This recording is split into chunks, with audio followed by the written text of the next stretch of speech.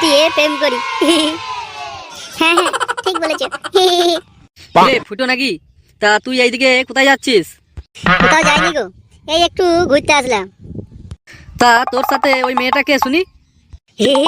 আরে এটা এটা হলো আমাদের স্কুলের ফ্রেন্ড, বুঝতে পারলা?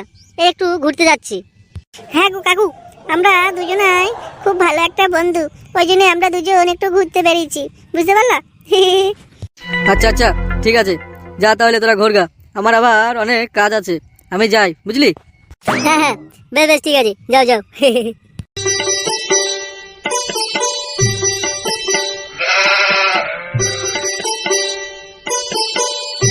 চলো বেবি, আমরা ওই জায়গাটা গিয়ে দুজনে বসে বসে একটু প্রেম করি।